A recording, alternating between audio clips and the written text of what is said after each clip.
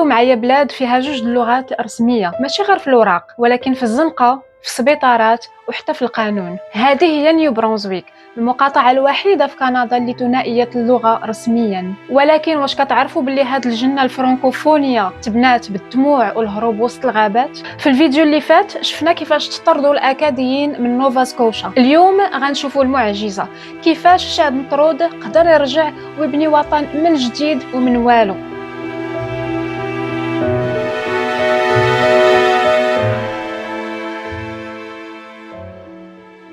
السلام عليكم اعزائي المستكشفين، ومرحبا بكم في فيديو جديد في قناتكم بيان اكسبلور. هنا ما كنكتشفوش غير البلايص، هنا كنعيشوا قصص الاكاديين، كنقلبوا على الهميزات المخبيين في كندا، وكنشوفوا سحر الطبيعه من زاويه مغربيه. خذوا لكم لحظه هدوء، وجدوا لكم شي كويس د اتاي ولا قهوه، واجيو نعيشوا كاملين تفاصيل هذه الرحله.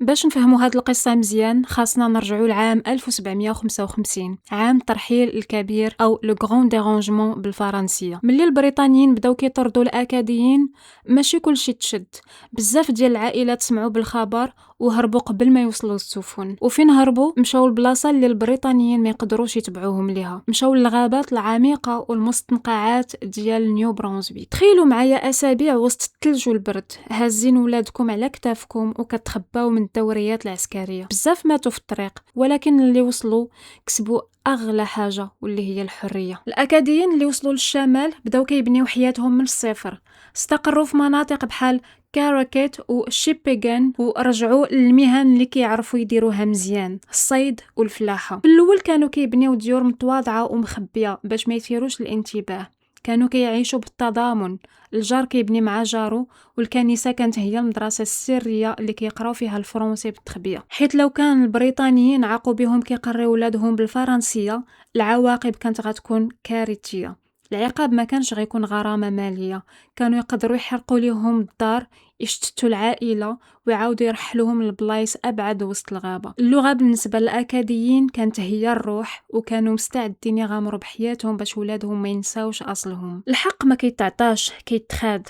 الاكاديين بقاو سنوات كيقاوموا التميز، وفي سنه 1884 في مؤتمر تاريخي اختاروا العالم ديالهم. العالم فيه الوان فرنسا، ولكن زادوا عليه هاد النجمه الذهبيه سميتها ستيلا ماريس او نجمه البحر.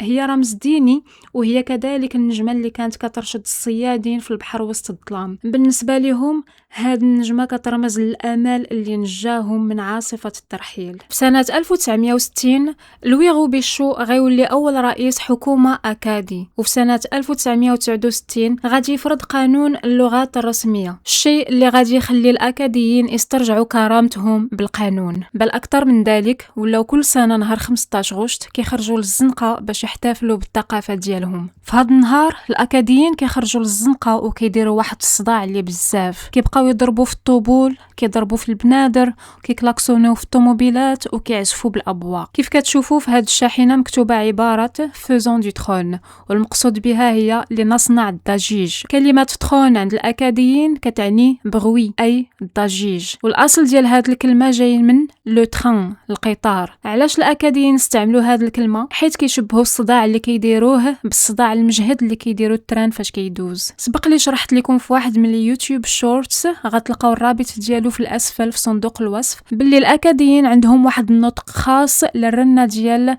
ان، ديما ان كتولي اون. دابا نرجعوا للقصه ديالنا. كيف قلت لكم الاكاديين كيخرجوا للزنقه وكيديروا الصداع والهراج باش يحتفلوا بالثقافه ديالهم. هذا الاحتفال عنده سميه خاصه اللي هي تانتاماغ، والهدف ديالو يوصل رساله واضحه للعالم: حنا هنا، حنا باقيين. دابا غنهضروا على واحد الحاجه اللي كلشي كيحماق عليها، الماكله ديال الاكاديين متنوعه ومختلفه. إلا جيتي هنا ضروري ما تجرب بوتين غابي. هذه ماشي هي البوتين العادية ديال مونريال، هذه كرة ديال البطاطا وسط منها اللحم، كتاخد ساعات ديال الخدمة وكتجمع العائلات في الشتاء. وكاين كذلك البلوي داير بحال البغرير تماما، كيتقاد بدقيق الحنطة السوداء، أكل بسيط كيشبع وفيه ريحة الأرض والصمود. اليوم نيو برونزويك فيها أكثر من 200 ألف أكادي، كاينين جامعات فرنسية، سبيطارات ومحاكم كلها هي ثنائية اللغة. في مدن بحال مونكتون كتدخل عند مول الحانوت كتقدر تسمع بونجور كيف كتقدر تسمع هلو في دقه واحده. هذه هي القوه ديال الشعب رفض يتمحى من الخريطه. قصه الاكاديين كتعلمنا باللي الهويه ما كتعنيش اللغه بوحدها،